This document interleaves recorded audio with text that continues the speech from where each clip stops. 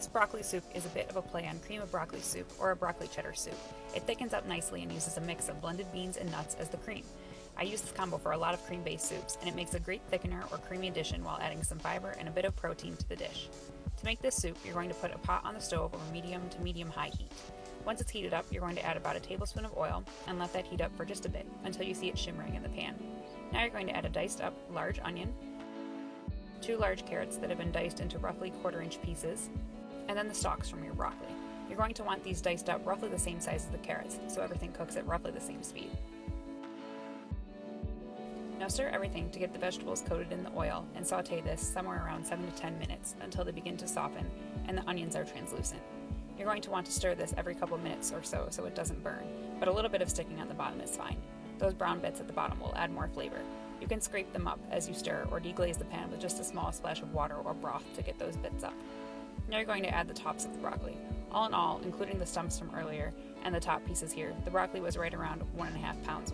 This pot was definitely not the right choice and needed to be a bit bigger, so maybe keep that in mind from the start and choose a bigger pot. Now give this all a stir and let it cook for a few more minutes. You'll see the broccoli start to get bright green. At this point, you can add your spices. 4 cloves of garlic that have been minced, a half teaspoon of cumin, and 1 teaspoon of kosher salt.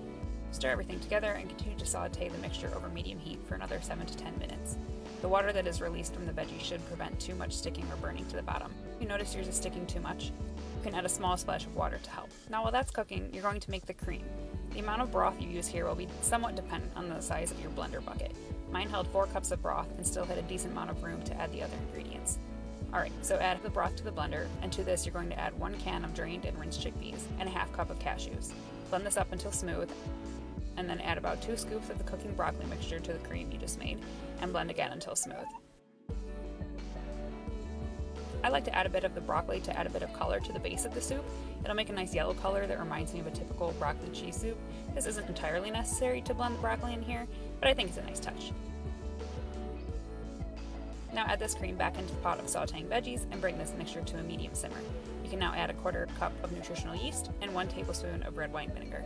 At this point, the veggies are mostly done cooking. They will still have a bit of bite to them and won't be completely mushy. Adding the vinegar at this stage will help to stop them from cooking further and getting too mushy. While the soup simmers, the bite of the vinegar tends to wear off.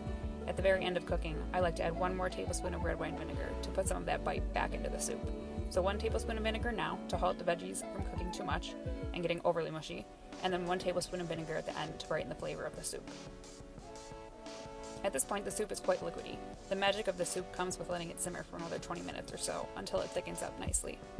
You're going to want to let it lightly simmer during this time, stirring every 5 minutes or so. You'll notice when you go to stir it that it'll be firming up along the bottom and around the edges. This is good and it helps create a thick texture. The beans that we blended up earlier help to achieve this. By blending the beans, you've released their starches, and that is what will help thicken the soup as it cooks. It creates a wonderfully creamy consistency and really achieves what you might be familiar with in a traditional cream of broccoli soup. Now that the soup is simmered for about 20 minutes, you can see that it is thickened up and a lot of that liquid has simmered off. If you prefer the soup thinner, you can simmer it for less time. If you like it thicker, you can keep simmering it and just stir every so often to prevent it from burning. 20 minutes is a good benchmark, but definitely cook it down to your preference. Then you can season with black pepper or a 1/4 teaspoon of crushed red pepper flakes if you like them, and don't forget to add that final tablespoon of red wine vinegar that we talked about earlier.